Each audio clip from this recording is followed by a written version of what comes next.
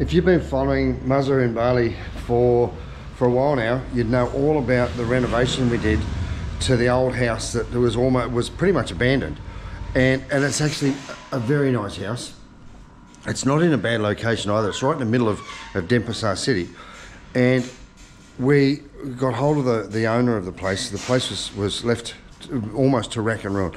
The roof had caved in, the doors were just about shot, and it needed a lot of TLC, but I love to take on a challenge, and I spoke to the owner and I said, listen, would you let us do the place up as in lieu of rent and sort of make a few improvements? And it turned out to be an absolute brilliant move, because what was once a boarding house, now this was only a small boarding house. This has had a main house to the front, and down the back you'll see there's like 2 or 3 rooms down back here. We've turned those 2 or 3 rooms into an office, into a storage room, into a work room, so that we can actually run Bali Donate, the registered charity that we've now started, out of our backyard. And what it's turned out to be is just phenomenal. But look, what I want to tell you about today is, nothing is what it seems. Like, I tell you why I say that, because in Bali, oh, look, please, if you haven't been following me for a while, go back through my back catalogue and look for the one that's called Where the Hell is Bunnings?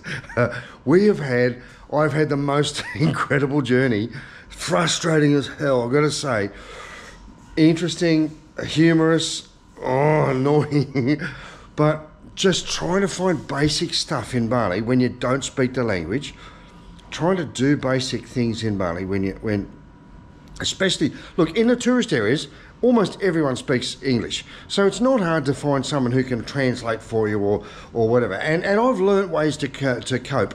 And everyone that lives here knows that Google is one of the best tools in the world, because you can Google, look, just to buy a hinge for a door hinge, right?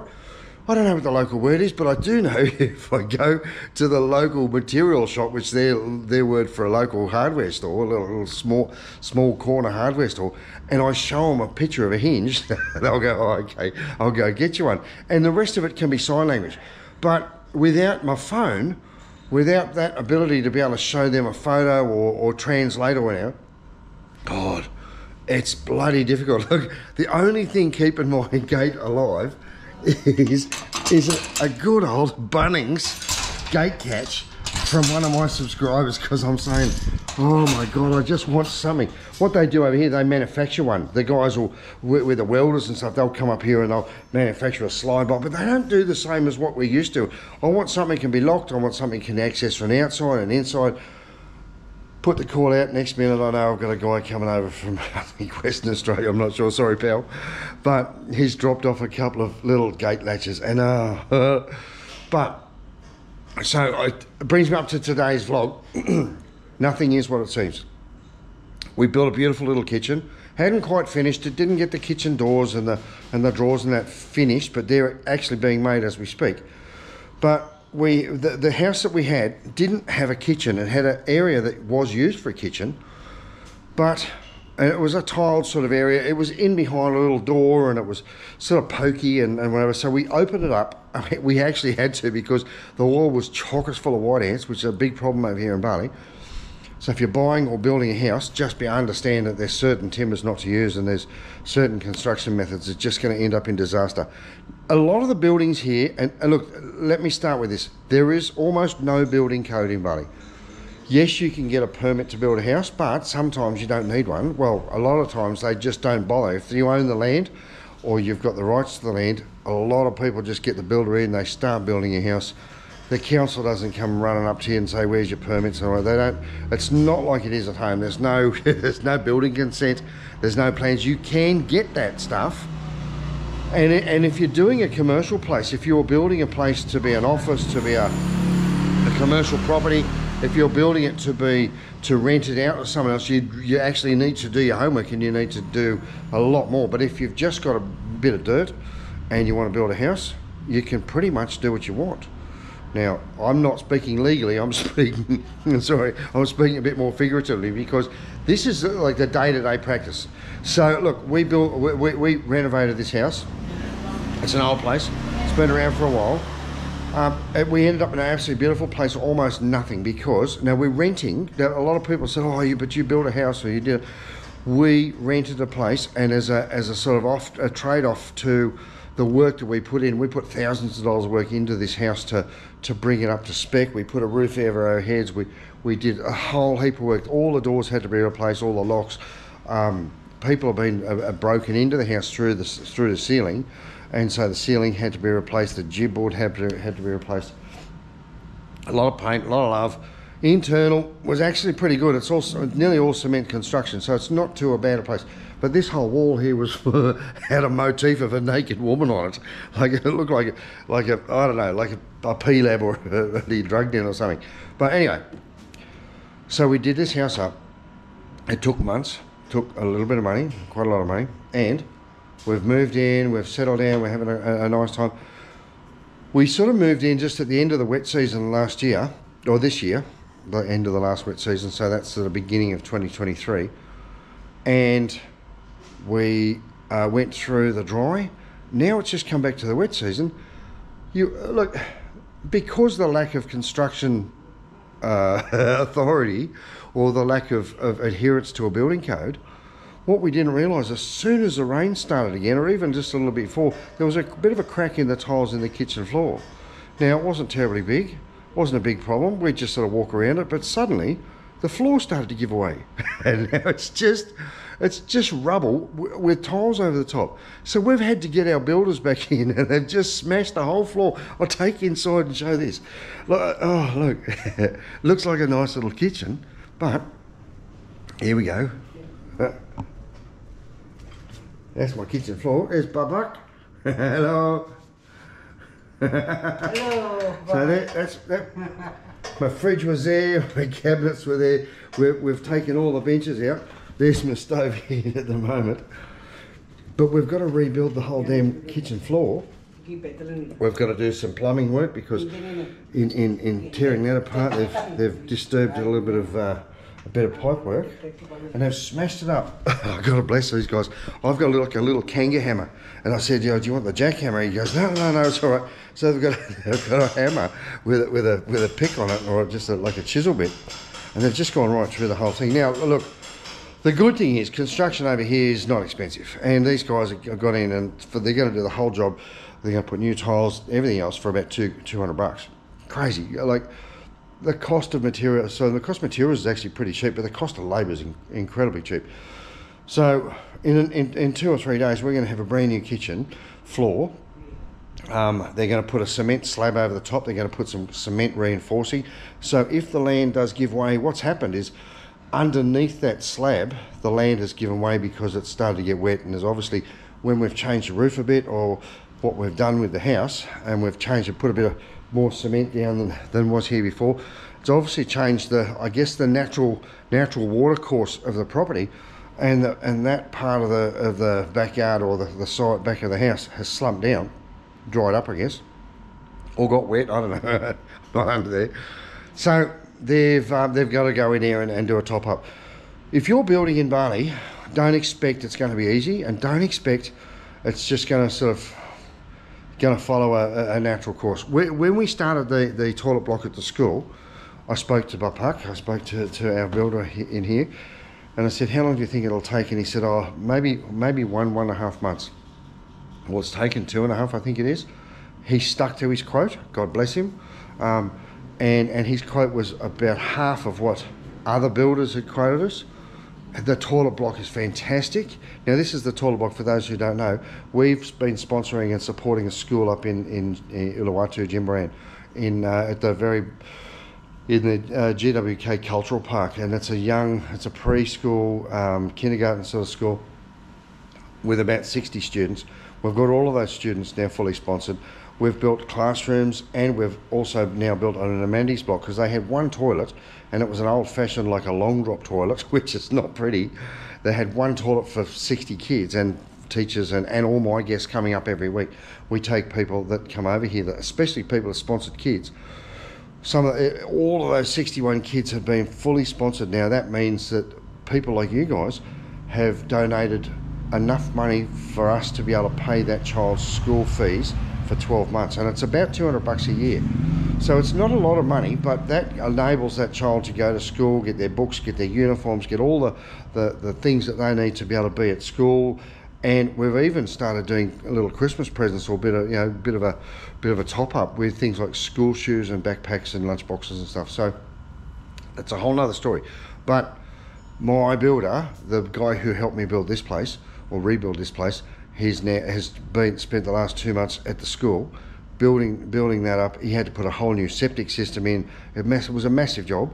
And it was just him and his son most of the time doing their work. Well, they're both up here. I said, as soon as you finish, can you please come and sort my kitchen out? Because we had a board over the floor and the tiles are breaking under our feet. And, look, it's difficult doing work over here. It's difficult just getting a high enough quality to do what you'd expect. Mechanics and other services are just as, I don't want to say unreliable, but I'll be honest, I've got a motorbike that's needed a bit of work, and I bought it. It was a lot cheaper than it should have been, and it's needed some work. But I'll be also honest, it's spent more time in the mechanics.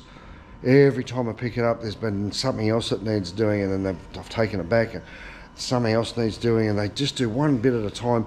And I don't think the level of quality that I'm used to when you buy a high-end product just doesn't exist over here. I know when I bought my Harley Davidson in Australia, the mechanic that worked on it every day was a factory trained Harley Davidson mechanic, and everything they did was to a formula, and every service they did was precise, and it never ever let me down because these guys know exactly what they're doing. Over here, you can go to a dealer and expect to get the best quality service, and I don't mind paying a little bit of good money to get it sorted out. In fact, I'm pretty disappointed at times when I go and pick my vehicle up to go and take it out for a blat, and suddenly it's still got something else wrong with it. I'm going, oh, I thought we dealt with this last time. So it's a big issue. It's a problem, and what I expect as far as warranty and guarantees and whatever doesn't exist over here. And it certainly doesn't exist at the cheaper end of the market. So if you've got a builder that's doing something on the cheap, or if you found a mechanic that's going to look after your cars and your bikes and that for a good price, there's a pretty good chance that the trade-off is when things go wrong, you're paying for it, even if it's his fault. Now, we put a brand new cam chain tensioner in my bike, and it did about 150 Ks, and the whole thing fell to bits. That's just cost me another $400 or $500. Now, they haven't charged me labour because they realise that they feel pretty guilty about putting a brand new branded part in my bike, but I'm lucky I didn't kill the bike because obviously they've used a part that wasn't factory branded. It wasn't a genuine part, and it was a piece of shit. It's hard. Bali's got 2 or 3 levels of pricing. You got the really cheap shit, and that lasts for days, and it's like what you buy at home in a $2 shop. Honestly, that really cheap end of the market stuff is everywhere.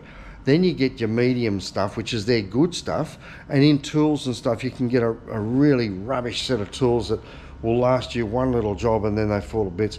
You can get the expensive ones, which are about half or probably double the price, and branded too. Like, I bought a Bosch drill, a hammer drill. It was a cordless one, and it's got a guarantee and all that sort of stuff. It didn't give me, it lasted about 3 months, and I drilled a few holes in concrete. I took it back to the guys and I said, hey, listen, this is screwed, it's under warranty. No, not warranty.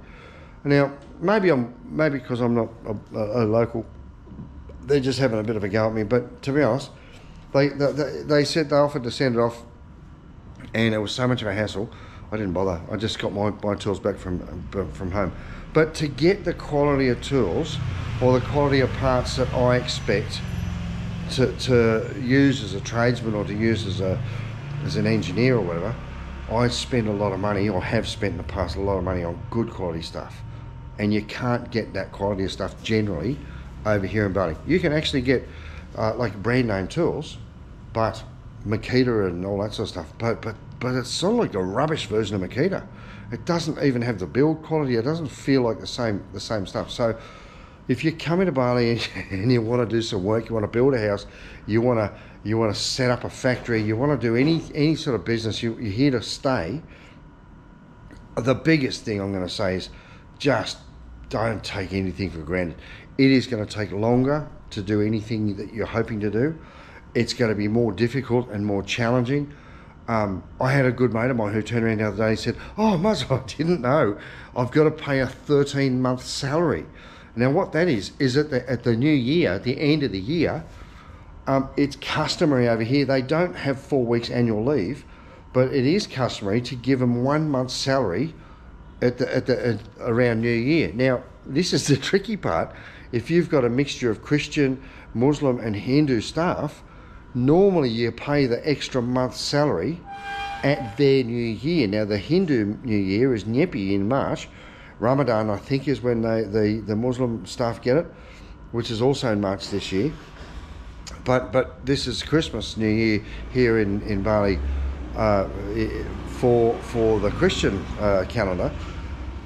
So I said to him, well, you could negotiate that with your staff, I'm sure, but if they get $300 a month, you've got to expect to be paying them an extra month's salary and let them have some time off to go back and spend some time with their family. So it's not like we do. We have a four weeks annual leave plus a leave loading and all that sort of stuff. Over here, they get an extra month's salary at the New Year. And sometimes for different celebrations or different events in their calendar, in their religious or their festive calendar, their cultural calendar, I guess. You're also expected to give them little bonuses or little handouts to say, hey, thanks for being a part of it. Now, if you look after your staff, you'll get some great staff, generally. If you don't look after them, you'd be lucky if they come back. So you put all your time in a year into training these guys to do what you need, and then they take off for Christmas or for New Year or for Ramadan or something, and they just don't bother coming back. So understanding that's a pretty big burden to my mate who's got a restaurant, and he's got a good few staff. He must have a dozen there. So suddenly he's got to just turn up with, he's got all his budgets and that.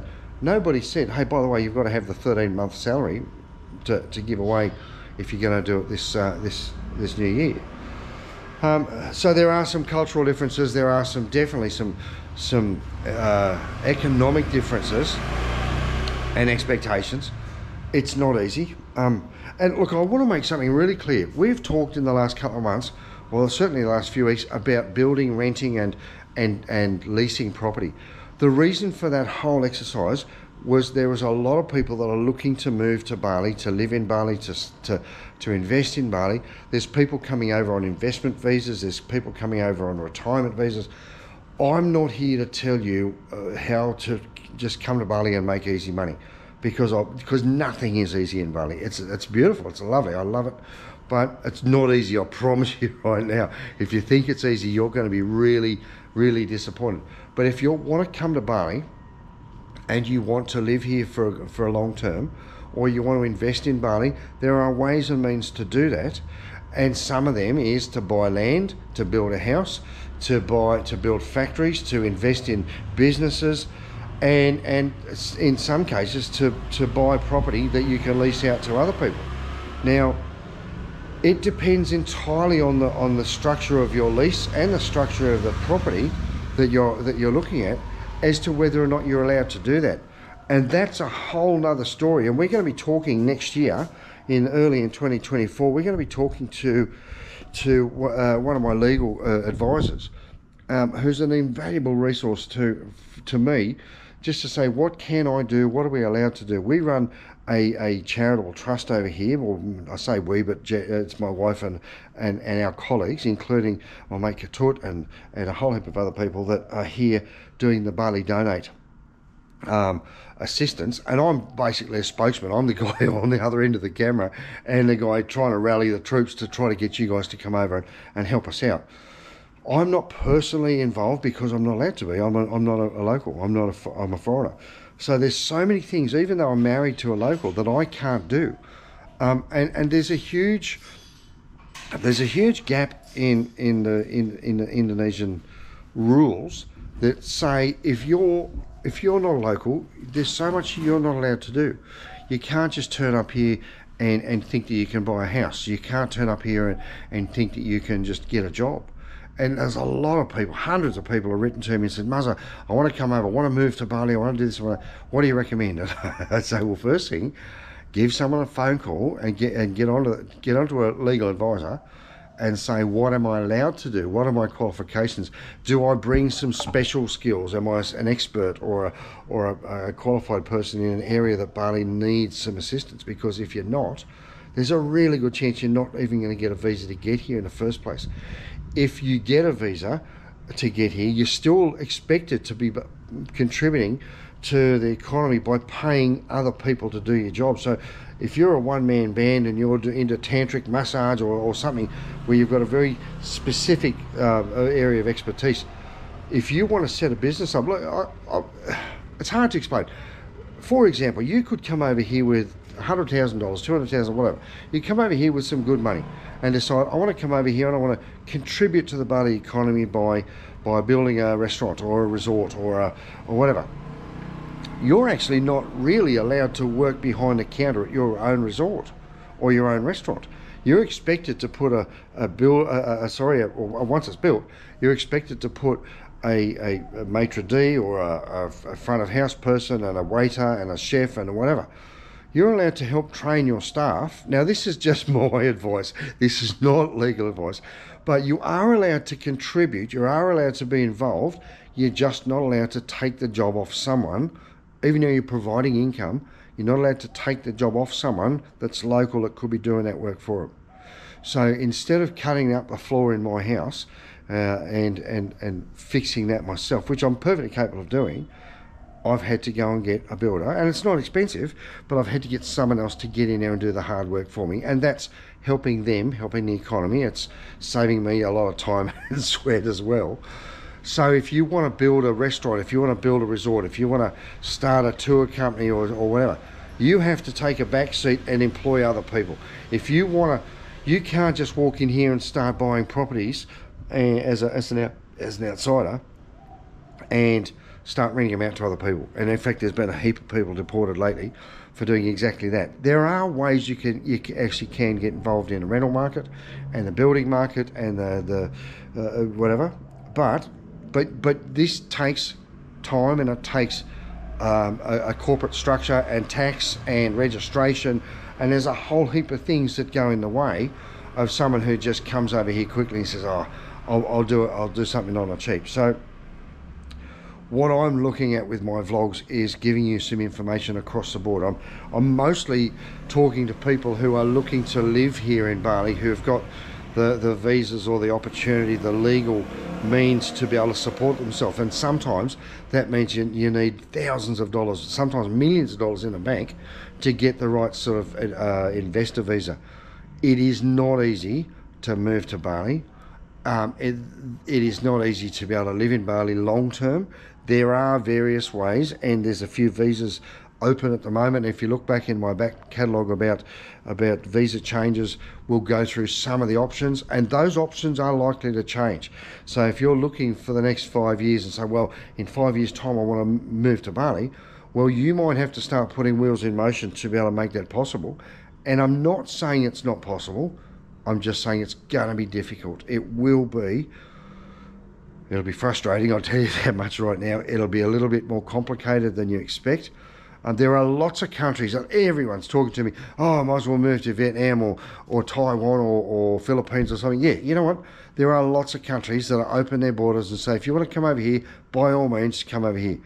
Bali is a little bit special, and they've kept it a little bit special because they've got millions of people here on the breadline. They've got millions. There's 4.5 million people living in Bali. and the vast majority of them are living under what we would call a poverty line. So they don't want to bring other people over that's going to be a sponge. They want to bring people that are going to contribute to the economy, help and build and grow the economy, and not people who are going to come over here and try to live for $10 a week and become another burden on society. Oh, look, there's so much to talk about. There's so many things. And look, I'm so grateful for the fact that you guys have been following everything I've been doing for the last, it's been 2 years now since we started all this. I'm pretty overwhelmed by the number of people. In the last 6 months, I've had over 2 million people around the world watching what I've been doing here in Bali. Watching us finish the house, watching us go up to the village and feed the poor people, watching us provide bedding and livestock. We're actually feeding villages by donating pigs and building classrooms and schools and so many projects, as well as just having fun and going on tours and having a look around the countryside. So look, I hope my channel's been informative, educational, a little bit funny, a little bit silly at times, and it's going to keep being as much of a mix as I can make it. It's a tough slog to have made the 400 odd videos that I've made, and it's not always easy to come up with content that's eye-catching and whatever, but I'm trying to do as much as I can to give you a balanced approach, to give you a bit of an objective view from my perspective, from someone who doesn't come over here with $1 billion in our pocket, just thinking, oh, look, I'll just stay in a resort with a swimming pool. The only swimming pool I've got is this one here when it starts to rain and the water pours in over the roof and this thing floods. It's about that thick. But guys, what I do want to do, I want to thank you for being part of the journey for 2 years. It's almost the anniversary when we started all of this together.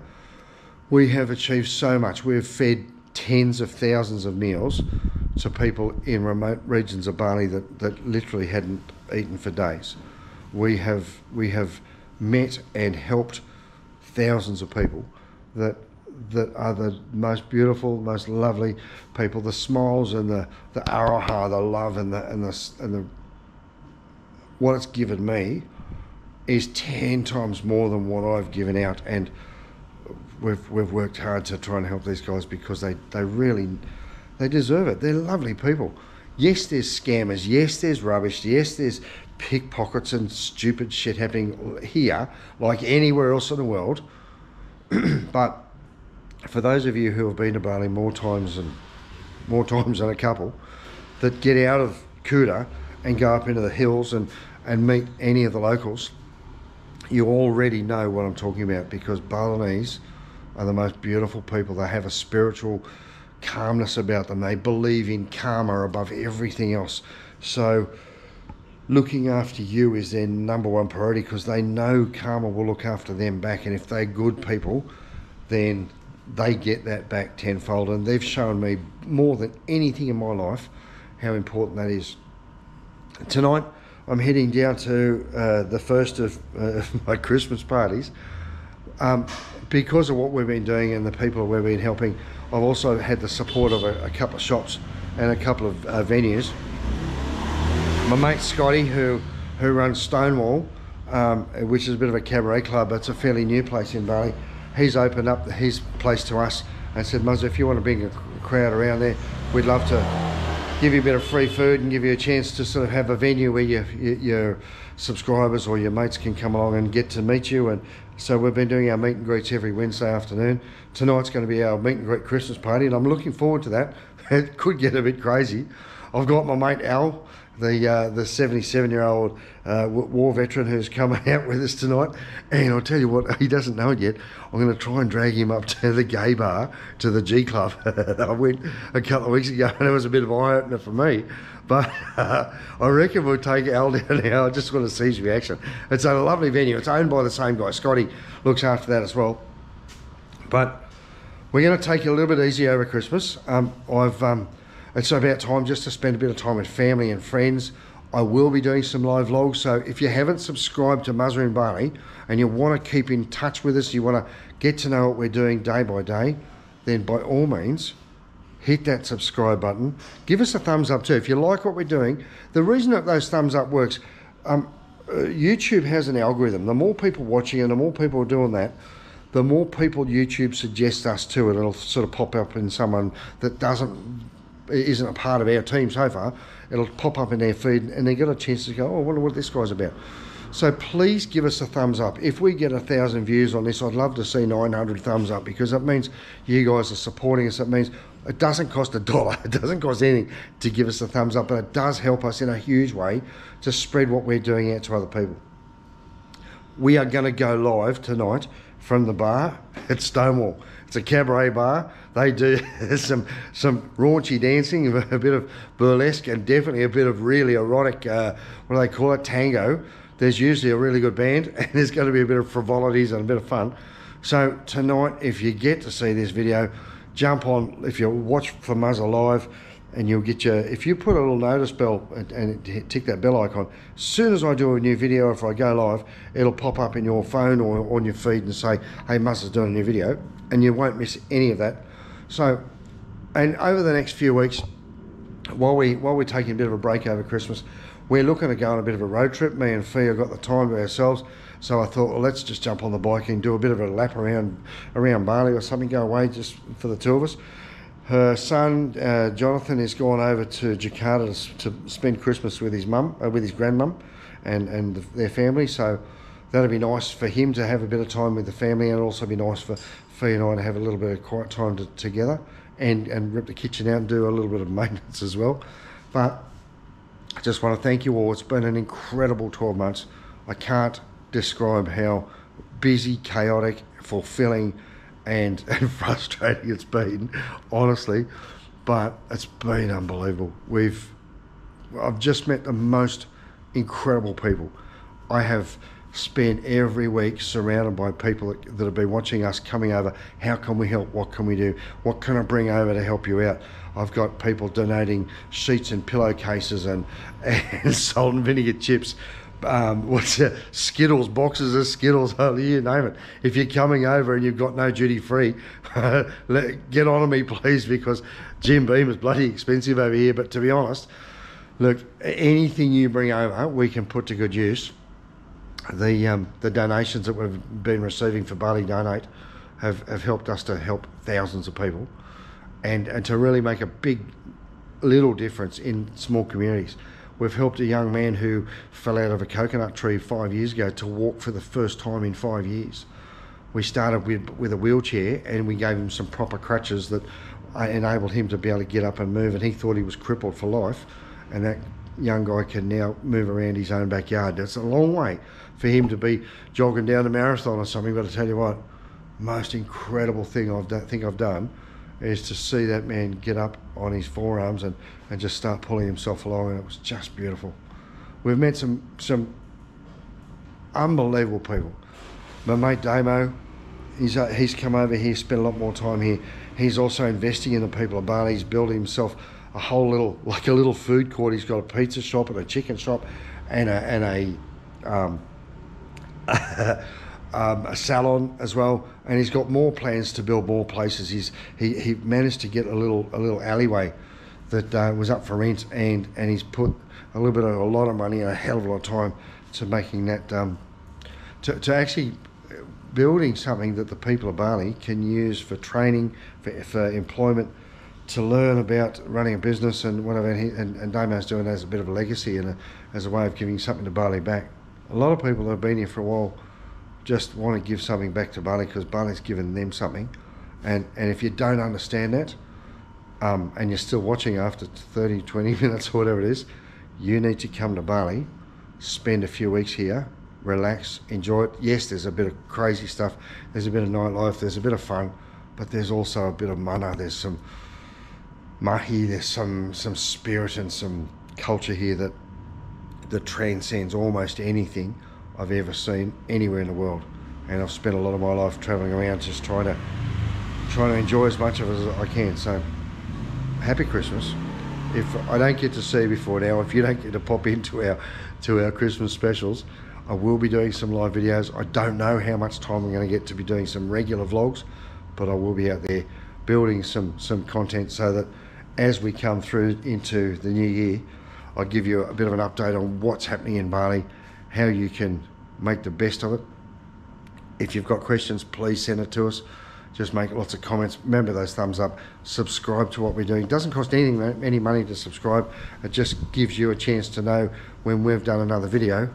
And from the bottom of my heart, from my wife and my son, my extended family, all of my friends over here, thank you so much for everything you've done just by watching this video and all of our other content. You've made it possible for us to help so many other people. Merry Christmas. Have a safe and an incredible New Year. And I'll see you when you get here.